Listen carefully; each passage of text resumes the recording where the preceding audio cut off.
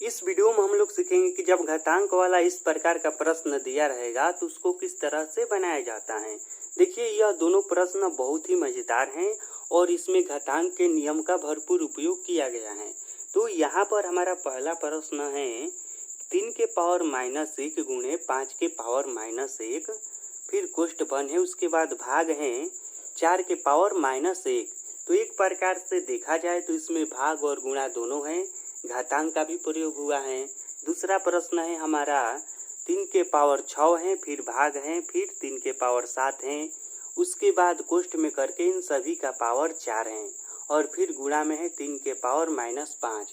तो यहाँ पर भी घातांक का भी प्रयोग हुआ है और साथ साथ गुणा और भाग दोनों का प्रयोग हुआ है।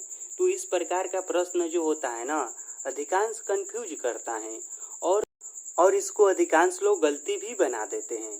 तो इसको किस तरह से बनाया जाता है सही तरीका से, और वो भी सबसे आसान तरीका से, वहीं इस वीडियो में हम लोग सीखने वाले हैं। तो इस वीडियो को अंत तक और ध्यान से जरूर देखिएगा, तभी आप सीख पाएंगे। तो सबसे पहले हम पहला प्रश्न को सॉल्व करते हैं। तो देखिए, यह जो प्रश्न है ना, इसको सॉल्व करने से पहले हमें कुछ घातांक के नियम को जानना होगा। तो पहला प्रश्न में मात्र एक ही घातांक का नियम लगेगा और वो जानते हैं कौन सा नियम लगेगा। घातांक का एक नियम कहता है, यहाँ पर समझिएगा, कि किसी भी संख्या का पावर यदि माइनस में रहता है, जैसे कि मान लीजिए कि a का पावर -1 है, तो घातांक का नियम कहता है कि किसी भी संख्या का पावर यदि माइनस में रहता है उस संख्या को 1 के बटा के रूप में लिखा जाता है। तो हम लिखेंगे उस संख्या को 1 बटा में a, एक, और इसका पावर 1 है ना, तो इसका पावर भी हम लिखेंगे, यहाँ पर 1 लिख देंगे। इसी तरह से मान लीजिए यदि कोई संख्या रहेगा a का पावर 3 और वो भी माइनस में रहेगा, तो हम इसको क्या लिखेंगे, हम इसको 1 के बटा के करके लिखेंगे a का पावर 3 इस तरह से, और यह जो है माइनस का चिन्ह हट जाएगा और यह प्लस में आ जाएगा। तो इस तरह से लिखा जाता है। तो यह नियम बहुत ही आसान है, एक लाइन का है, आप सभी लोग समझ गए होंगे। तो इस नियम पर यह पहला प्रश्न बनेगा। तो हम क्या लिखेंगे, सबसे पहले देखिए यहाँ पर है 3 के पावर -1 है, तो इसको हम क्या लिखेंगे, इसको हम लिखेंगे 1 बटा में 3 के पावर 1। क्या लिखेंगे, 1 बटा में 3 का पावर 1, या 1 हम नहीं भी लिखेंगे तो भी चलेगा, क्योंकि 1 लिखे या ना लिखे मान तो इतना ही आएगा ना। यदि 2 होता तो फिर मान अलग आता, लेकिन 1 है तो मान तो उतना ही आएगा। फिर गुणा में करके फिर यहाँ पर देखिए, यहाँ पर भी उसी तरह से है, 5 के पावर -1 है, तो इसके बदले में हम क्या लिखेंगे, इसके बदले में हम लिखेंगे 1 बटा में 5, 1 बटा में 5।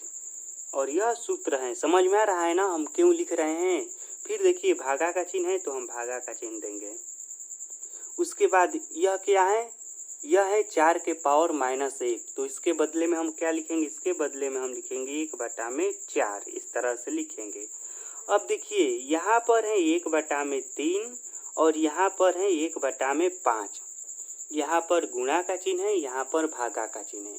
अब जरा आप बोडमास के नियम को याद कीजिए कि बोडमास का नियम क्या कहता है। वह कहता है कि सबसे पहले जो भी ब्रैकेट रहता है, कोष्टक रहता है, उसको सॉल्व किया जाता है, उसके बाद भागा का काम किया जाता है, और उसके बाद गुणा का काम किया जाता है, और अंत में जोड़ और घटाव का काम किया जाता है। तो यहाँ पर देखिए, यहाँ पर पहले यह कोष्टक के अंदर वाला जो है ना, हम उसको सॉल्व करेंगे और कोष्टक को हटाएंगे। तो कोष्टक को सॉल्व करेंगे तो देखिए इसके अंदर क्या है, यहाँ पर गुणा है ना, तो 1 बटा में 3 में हम गुणा करेंगे 1 बटा में 5 से, तो क्या आ जाएगा, देखिए यह ऊपर ऊपर 1 में 1 से गुणा हो जाएगा और नीचे नीचे गुणा हो जाएगा। तो 3 में 5 से गुणा हो जाएगा, ऊपर ऊपर देखिए 1 में 1 से गुणा होगा तो 1 ही होगा, और 3 में 5 से गुणा होगा तो 5 3 15 हो जाएगा। फिर भागा का चिन्ह है, तो भागा का चिन्ह दे देते हैं। उसके बाद 1 बटा में 4 है, तो जो कहते हैं हम लिख देते हैं। अब देखिए आपको बटा पर का भाग बनाना तो आता ही होगा, और बटा पर का भाग बनाने का नियम यह होता है कि पहला जो अंक होता है उसको ज्यों का त्यों लिखा जाता है। तो हम पहला अंक उसी तरह से छाप देते हैं, उतार देते हैं। उसके बाद भागा का चिन्ह गुणा में बदल जाता है, और उसके बाद जो भी अंक रहता है ना उसको उलट पलट के लिख दिया जाता है। जैसे कि यह 1/4 है तो इसको पलटेंगे तो हो जाएगा यह 4/1, इस तरह से पलट दिया जाता है। अब इसको गुणा करा दीजिए, जो आएगा वही हो गया इसका राइट आंसर। तो यहाँ पर हो जाएगा, देखिए 1 में 4 से गुणा कराएंगे तो 4 ही आएगा, और फिर हम 15 में 1 से गुणा कराएंगे तो 15 आएगा। तो इस प्रकार से इसका आंसर हो गया 4/15, और यही हो गया इसका राइट आंसर। तो देखिए यह प्रश्न कितना महत्वपूर्ण है यहाँ पर जान लीजिए। देखिए इस प्रश्न में घातांक के नियम का भी प्रयोग हुआ है, उसके बाद हमने जो बोडमास का नियम है उसका भी प्रयोग किया है, उसके बाद हमने बाटा पर के गुणा का भी प्रयोग किया है, और फिर बाटा पर के भाग का भी प्रयोग किया है। तो इसमें एक प्रश्न है लेकिन इसमें अधिक नियमों का प्रयोग हुआ है। तो इस प्रकार का प्रश्न वही लोग बना सकते हैं जो यह सारा नियम जानते हैं, या यूँ कहे कि मैथ में उनका बेस जो है मजबूत है या मैथ में तेज हैं। तो यह प्रश्न सबसे सॉल्व नहीं होगा, लेकिन जो लोग मैथ में तेज हैं, जिन लोगों का मैथ में बेस मजबूत है, और जो लोग हमारा वीडियो लगातार देखते हैं, उन लोगों के लिए इस प्रकार का प्रश्न बनाना यूँ चुटकियों का खेल है। तो चलिए इसी तरह से हम दूसरा प्रश्न को भी सॉल्व करते हैं।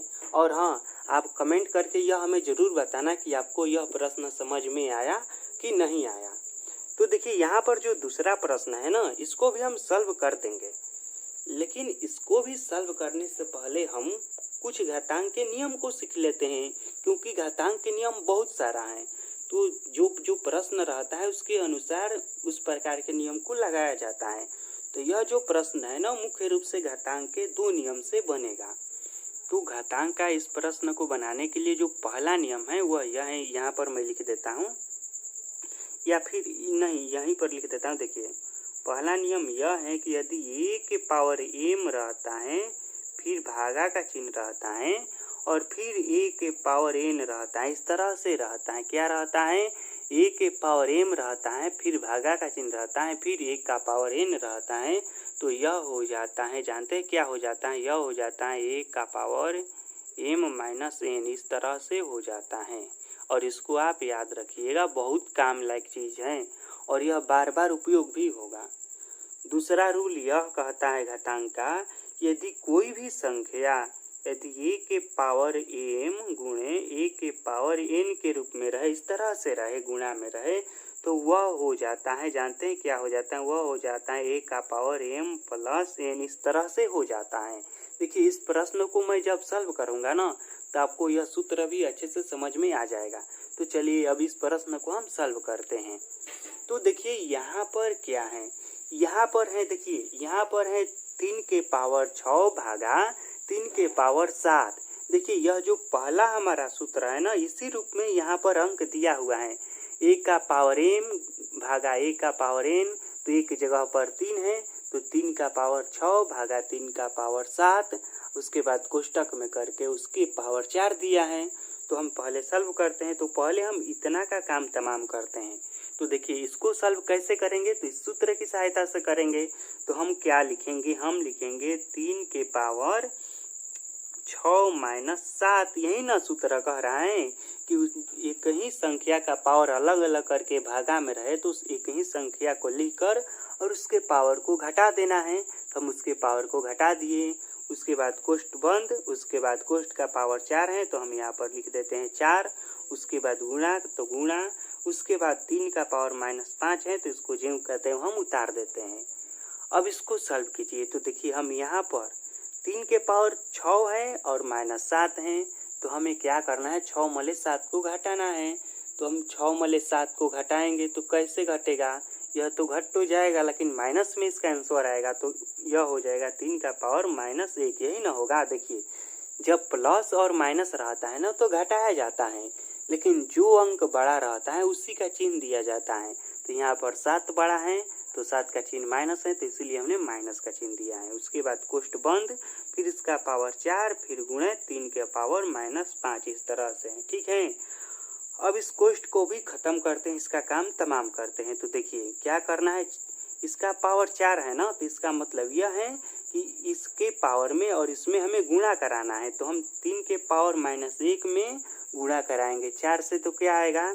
यह हो जाएगा, देखिए हमें यदि मान लीजिए माइनस 1 में गुणा कराना है 4 से, तो क्या होगा? यह होगा माइनस 4, सिंपल सा बात है। तो यह हो जाएगा 3 के पावर माइनस 4, फिर गुणे फिर 3 के पावर -5 यह है, तो इसको हमने ज्यों का त्यों लिख दिया। अब देखिए हमें दूसरा सूत्र का उपयोग करना है और इसका टाइम आ गया है, तो इसका हम उपयोग करते हैं। तो यहाँ पर क्या है, देखिए दूसरा सूत्र पर यह बैठ रहा है ना। दूसरा सूत्र क्या कहता है कि यदि 1 का पावर m रहे और गुणे 1 का पावर n रहे, यानी कि एक ही संख्या रहे और उसका पावर अलग अलग रहे और वो संख्या गुणा में रहे, तो क्या हो जाता है, उसका पावर जुट जाता है। तो हम क्या करेंगे, 3 लिखेंगे ज्यों का त्यों और इसके पावर को जोड़ देंगे, तो इसका पावर 4 प्लस फिर कोष्ठ में 5। यह सूत्र यही ना कर रहा है, देखिए सेम टू सेम है, तो हमने जोड़ दिया। चिन्ह पर ध्यान मत दीजिए, अभी सूत्र पर ध्यान दीजिए। आप कहेंगे कि चिन्ह इसमें माइनस का है, लेकिन इसमें तो माइनस नहीं है, तो कोई बात नहीं, यह माइनस मत देखिए आप, यह देखिए कि इस रूप में है कि नहीं। इस रूप में बिल्कुल है। यहाँ पर भी है 3 के पावर -4, यहाँ पर m का मान है -4 और n का मान है -5, तो बिल्कुल इस सूत्र पर यह बैठ रहा है, तो इसलिए हम इस तरह से लिख सकते हैं इसको। यह घातांक का नियम है और आपको याद भी करना है। तो अब हम इसको जोड़ देते हैं, तो देखिए यहाँ पर इस तरह का कंडीशन बन गया है, -4 प्लस -5, यानी कि इसमें 2 बार माइनस है, तो -4 और -5 इस तरह का है। तो माइनस माइनस रहता है तो हम जोड़ते हैं, माइनस माइनस रहता है तो हम क्या करते हैं, जोड़ते हैं, घटाते नहीं है। तो हम जोड़ेंगे तो 9 आएगा, लेकिन याद रखिएगा हम माइनस का चिन्ह भी देना पड़ेगा। तो माइनस माइनस रहता है तो हम जोड़ा जाता है और माइनस का ही चिन्ह दिया जाता है। तो यहाँ पर हो जाएगा 3 का पावर -9 और यही हो गया इसका राइट आंसर। तो इस तरह से घातांक वाले प्रश्न को सॉल्व किया जाता है। अब मैं आपको कुछ होमवर्क भी दे दूं, ताकि तभी तो मालूम चले कि आप लोग सीख पा रहे हैं या नहीं सीख पा रहे हैं, क्योंकि होमवर्क ही बताएगा कि आप कितना समझ पा रहे हैं। तो चलिए अब आप होमवर्क ले लीजिए और इसको बनाकर प्रैक्टिस कीजिएगा। तो आपके लिए मैं प्रश्न यहाँ पर लिख दे रहा हूँ, यहाँ पर दिखाई दे रहा है ना, तो यहाँ पर मैं लिख दे रहा हूँ आपके लिए एक छोटा सा प्यारा सा प्रश्न है, -3 के पावर 4, ठीक, फिर गुणा में है और उसके बाद 5/3 का पावर इस तरह से करके 4 है, और इसको आपको सॉल्व करना है, इसका आंसर बताना है, ठीक है। अगर यह वीडियो आपको अच्छा लगा होगा तो वीडियो को लाइक कर दीजिए और इस वीडियो के बारे में अपना कमेंट हमें ज़रूर बताइएगा। अब इस वीडियो को हम यहीं पर ख़त्म करते हैं, फिर मिलेंगे बहुत जल्द अगले वीडियो में। वीडियो को देखने के लिए धन्यवाद।